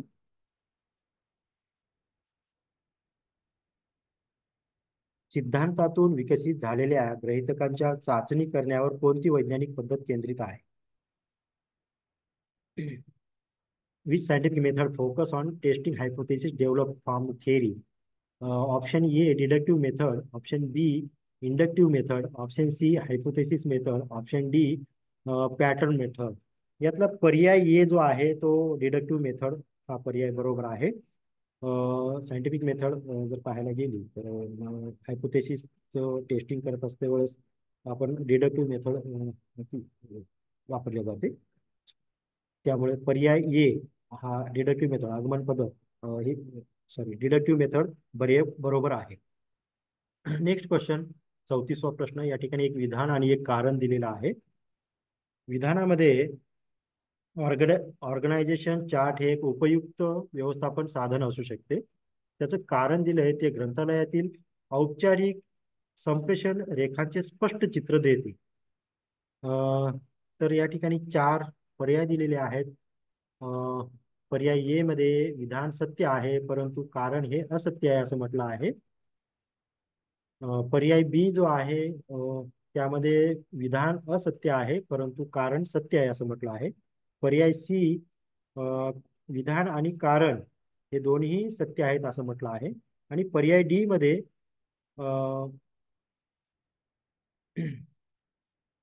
विधान आणि कारण हे दोन्हीही असत्य आहेत असं म्हटलेलं आहे. तर त्यामुळे ह्या ठिकाणी या पर्यायापैकी पर्याय सी जो आहे तो बरोबर आहे. हे दोन्ही विधानं म्हणजे दोन्ही एक विधान आणि कारण हे दोन्ही बरोबर आहेत. ऑर्गनायझेशन चार्ट हे एक उपयुक्त व्यवस्थापन साधन असू शकते. आणि त्याचं कारण काय आहे तर ते ग्रंथालयातील औपचारिक संप्रेषण रेखांचे स्पष्ट चित्र देते.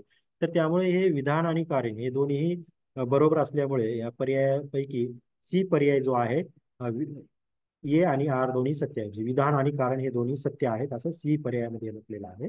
सी पर्याय बरोबर आहे. Next question. Web of science dash dash आहे. हे वेब ऑफ सायन्स काय आहे असं म्हटलेलं आहे.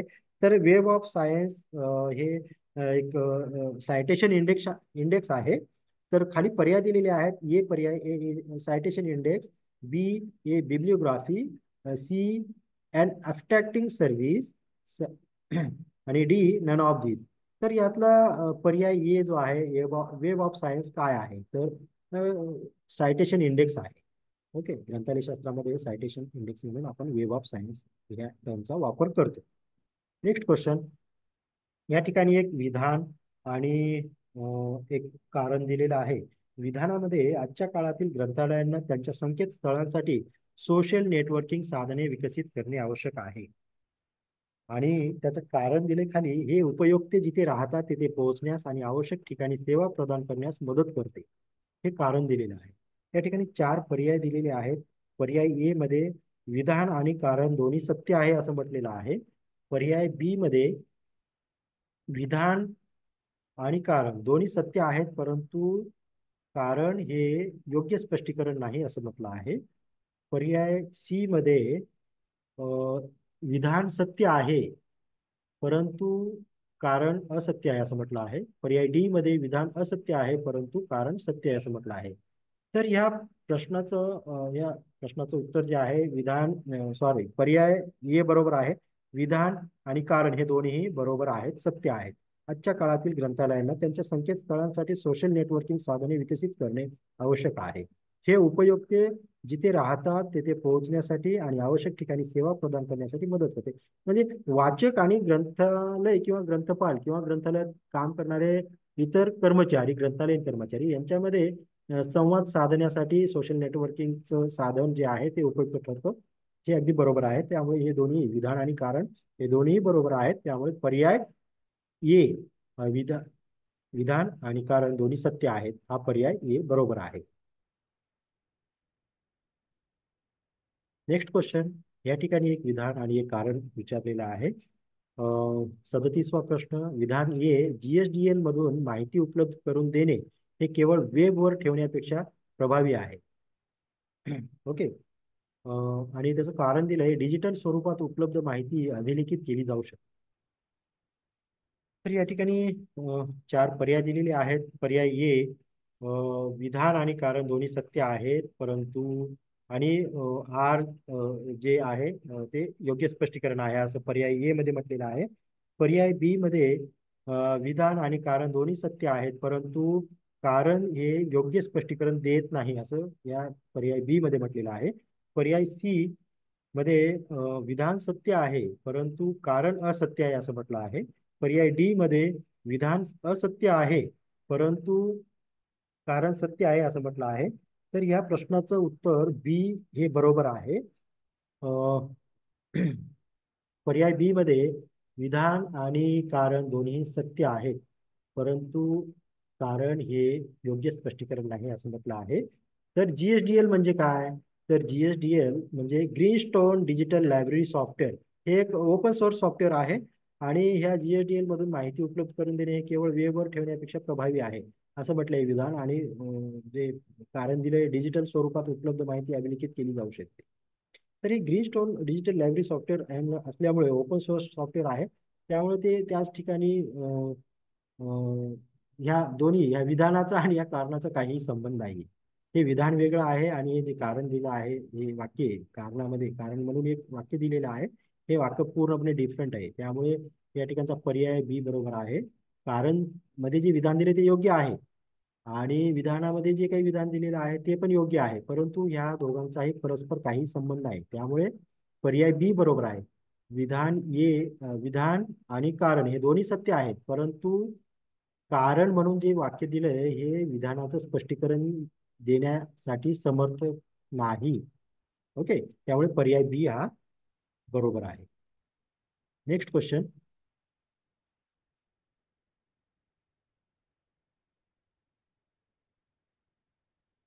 LAN are distinguished from the other types of networks by the following characteristics: a full-time connectivity to local service.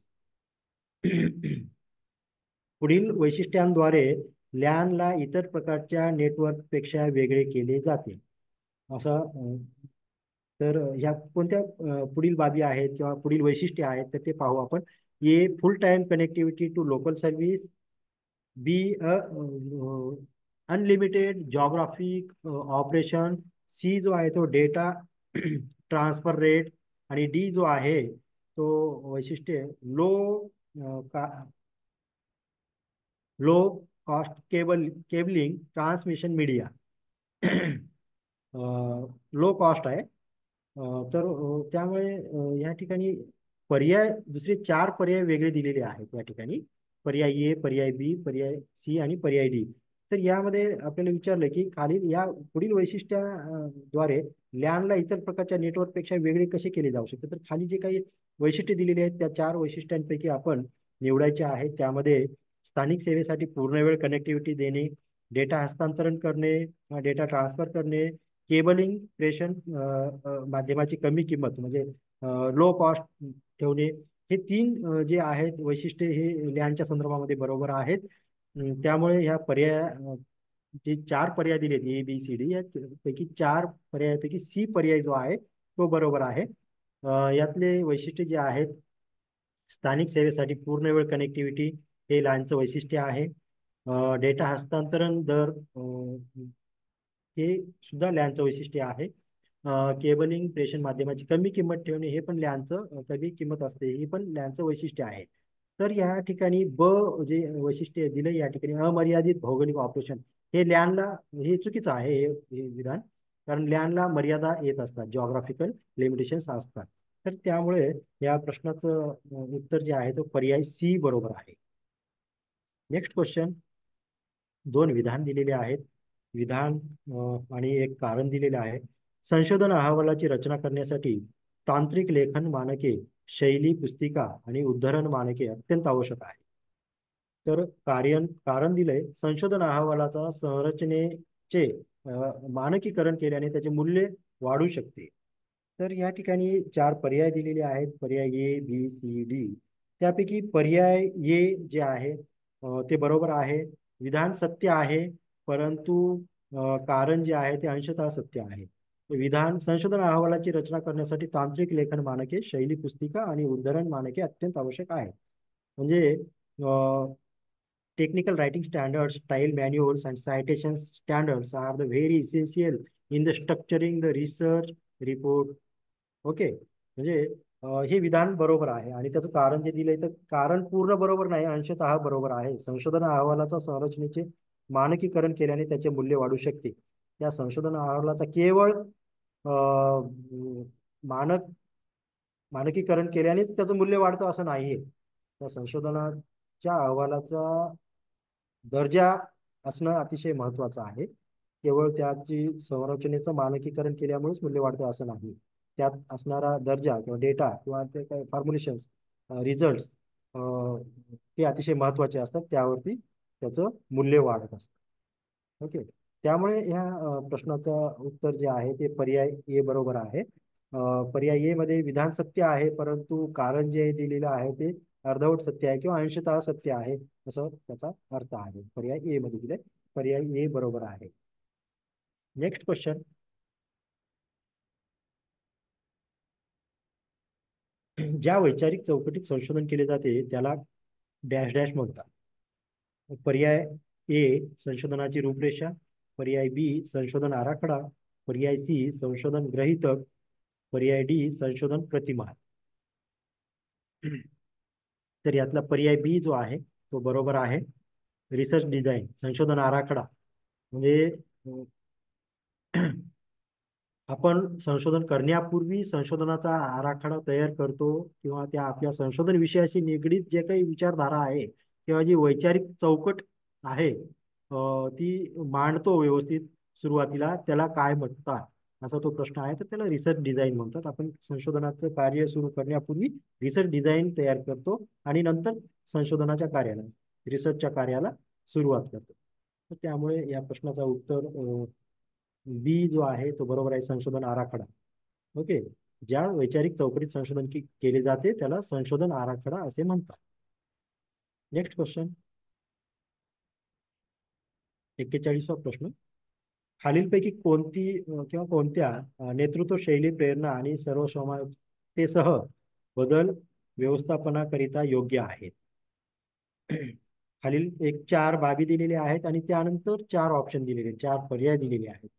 तर या ठिकाणी काही बाबी दिल्यात: प्राधिकरण, व्यवस्थापनाच्या प्रणाली, आकस्मिकता आणि व्यवस्थापन, अशा 4 बाबी दिलेल्या आहेत. या 4 बाबींपैकी नेतृत्व शैली, प्रेरणा आणि सर्वसमावेशतेसाठी सहबदल व्यवस्थापनाकरिता योग्य आहेत कोणत्या बाबी बरोबर आहेत, हे असं विचारलेला आहे प्रश्न. तर यातला व्यवस्थापनाच्या प्रणाली हे एक आणि व्यवस्थापन ह्या 2 बाबी बरोबर आहेत. प्राधिकरण, ऑथॉरिटी आणि आकस्मिकता म्हणजे कंटिंजन्सी, या 2 बाबी योग्य नाही आहेत. तर यातला जे 4 पर्याय दिले त्या 4 पर्यायापैकी सी पर्याय जो आहे तो बरोबर आहे. व्यवस्थापनाच्या प्रणाली आणि व्यवस्थापन हे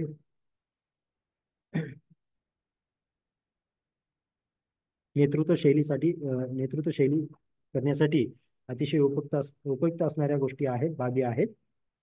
तर पर्याय सी जो आहे तो बरोबर आहे. नेक्स्ट क्वेश्चन, पुढीलपैकी कोणता कमी जागेत स्टॅक्स मध्ये फारच क्वचित वापरल्या जाणाऱ्या प्रलेखांचा मोठा संग्रह साठवण्याकरता आहे? तर या ठिकाणी 4 पर्याय दिलेले आहेत. Which of the following is mean to the stock a large collection or rarely use documents in less space of stacks? म्हणजे आपण लायब्ररीमध्ये, ग्रंथालयामध्ये काही संग्रह करत असतो, काही कमी प्रमाणात वापरल्या जाणाऱ्या प्रलेखांचाही संग्रह असतो आणि काही मोठ्या प्रमाणात वापरल्या जाणाऱ्या काही ग्रंथांचाही संग्रह असतो.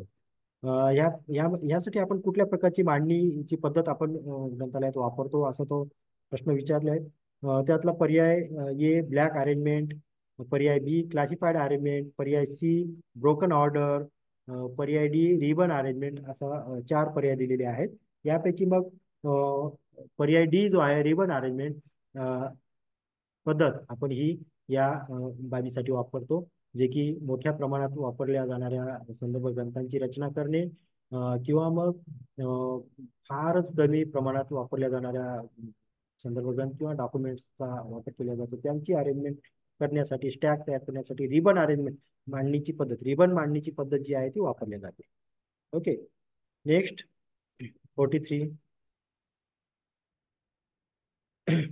लॉन्जिट्युडनल संशोधन डॅश डॅश आहे, असा तो प्रश्न आहे. त्या ठिकाणी 4 पर्याय दिलेले आहेत. एकाच कालावधीसाठी मर्यादित, पर्याय ए मध्ये नमूद केलेला आहे. पर्याय बी मध्ये अनेक कालावधीमध्ये करण्यात आलेले. पर्याय सी मध्ये ज्या वातावरणात अंमलबजावणी करायची आहे तिच्यावर अवलंबून असणारे. पर्याय डी आहे अधिक महाग, मोर एक्सपेन्सिव्ह. तर यातला पर्याय बी जो आहे तो बरोबर आहे. अनेक अनेक कालावधीमध्ये करण्यात आलेल्या संशोधनाला लॉन्जिट्युडनल संशोधन असं म्हणतात. Okay.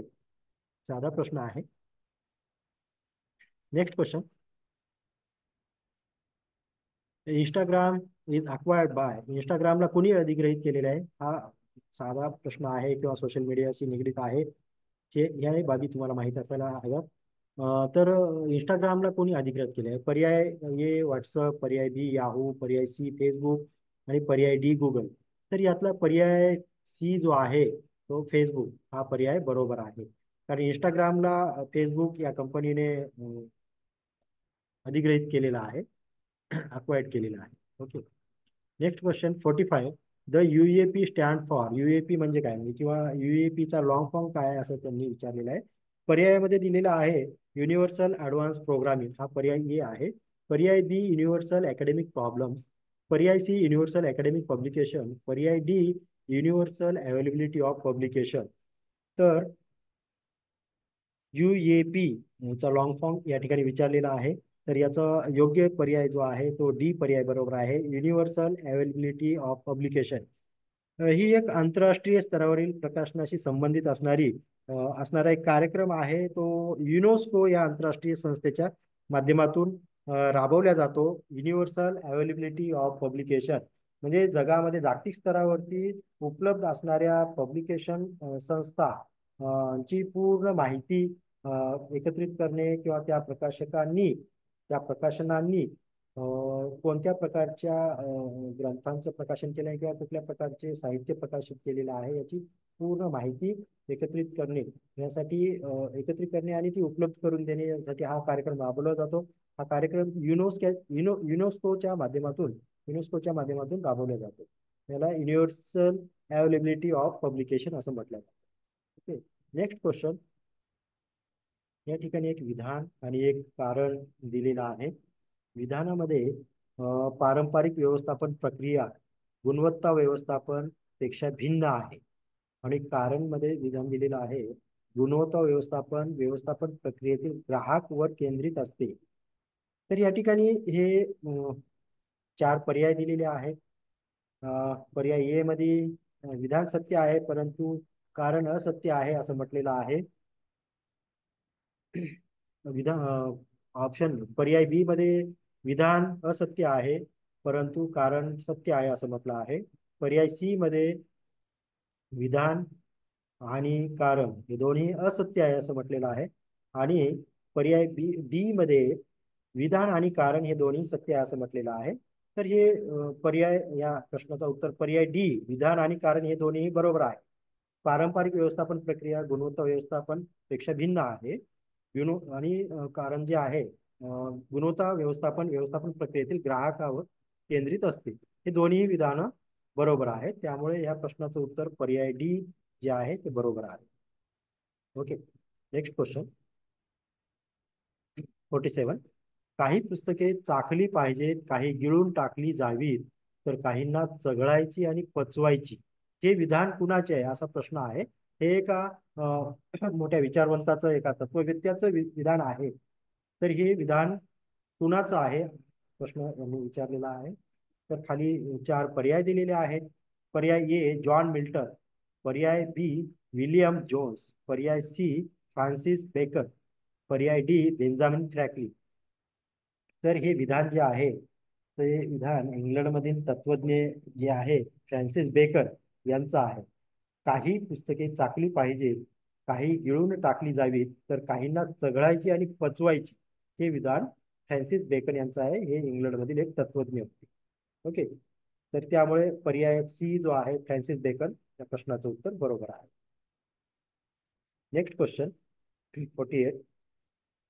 One which of the following technology semantic web not based.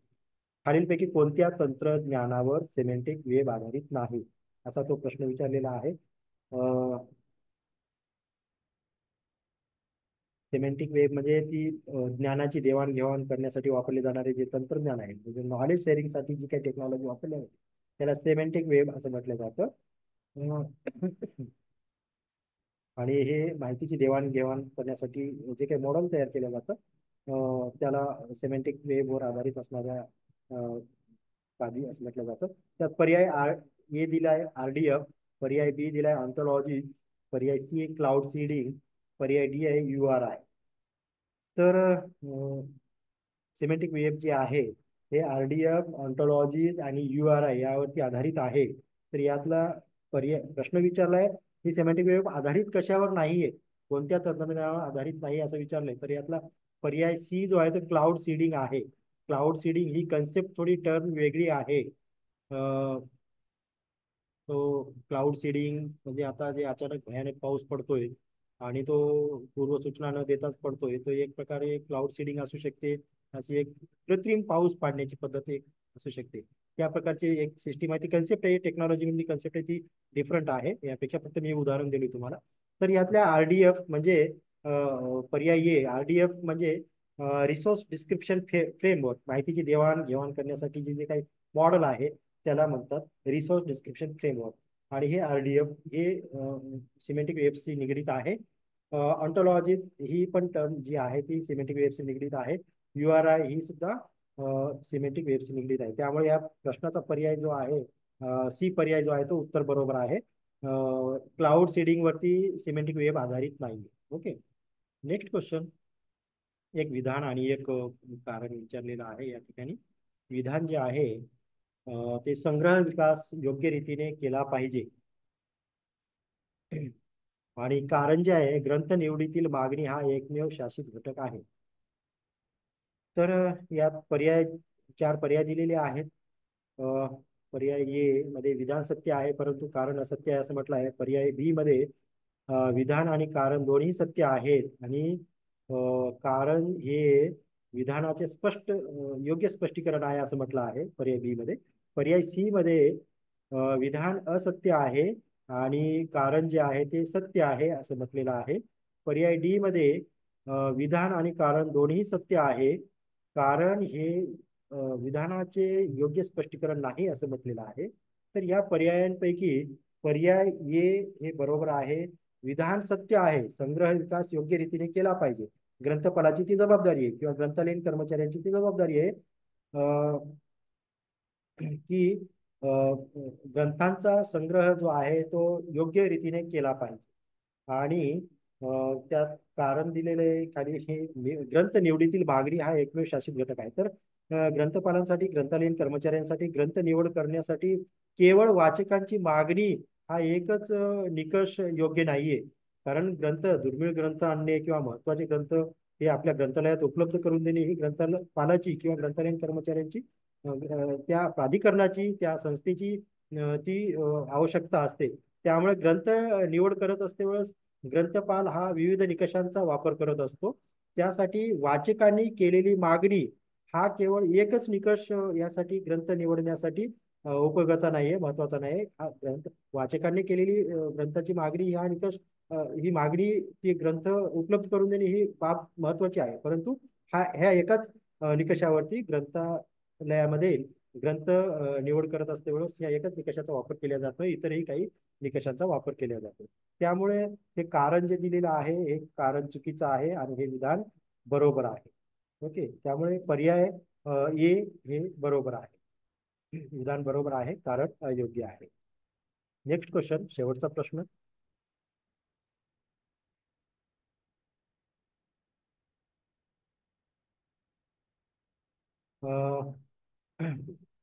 In Hazard's SN scope notes provides related terms. म्हणजे SN notes स्कोप नोट काय प्रोव्हाइड करते या संदर्भामध्ये हा प्रश्न विचारलेला आहे आणि त्या खाली चार बाबी दिलेल्या आहेत. त्या चार बाबी झाल्यानंतर चार पर्याय दिलेले आहेत. यामध्ये चार बाबींमध्ये एक आहे संबंधित शब्द, बी आहे वर्णनाच्या वापरावर निर्बंध, सी आहे ज्या अर्थाने किंवा ज्या चौकटीत शब्द वापरले पाहिजेत त्यांचे संक्षिप्त वर्णन करणे, आणि डी जो आहे तो अस्पष्टतेचे स्पष्टीकरण देणे. यापुढे चार पर्याय दिलेले आहेत. काही गडबडीमध्ये काय होतं की अशा प्रकारे चार बाबी किंवा चार संबंधित टर्म दिलेले असतात आणि चार पर्याय पुढे दिलेले असतात. त्यामध्ये आपल्याला माहित असते वेळेस सुद्धा आपण काय करतो, घाई गडबडीमध्ये या चारीपैकी तीन जर वाक्य बरोबर असतील आणि हे आपल्या तिन्हीपैकी एकच आपल्या डोळ्याला समोर आलं असेल तर आपण आन्सर कीवरती तात्काळ काय करतो, एकच पर्याय निवडतो आणि पुढे जातो. परंतु चार पर्याय पुढे दिलेले आहेत, त्याचाही गांभीर्याने विचार करणं, तेही बाब डोळ्यासमोर ठेवणं, लक्षात घेणं अतिशय महत्वाचं असतं. त्यामुळे ह्या प्रश्नाचं उत्तर जे आहे एस स्कोप नोड जे आहे ही कुठल्या प्रकारच्या बाबींशी निगडीत आहे असं त्यांचं म्हणणं आहे. या प्रश्नाचं आशय आहे त्यामध्ये वर्णनांच्या वापरावर निर्बंध आणण्यासाठी पण स्कोप नोट वापरल्या जातं. त्याचप्रमाणे ज्या अर्थाने किंवा ज्या चौकटीत शब्द वापरले पाहिजेत त्याचे संक्षिप्त वर्णन शॉर्ट मध्ये त्याचं डिस्क्रिप्शन दिलेलं असतं आणि अस्पष्टतेचे स्पष्टीकरण देण्याचं काम जे आहे ते ह्या स्कोप नोटमध्ये केलं जातं. त्यामुळे पर्याय सी जो आहे तो पर्याय सी बरोबर आहे. यातल्या ज्या ब, क आणि ड असणाऱ्या बाबी ज्या आहेत त्या बरोबर आहेत. यासाठी पर्याय सी या प्रश्नाचं उत्तर बरोबर आहे.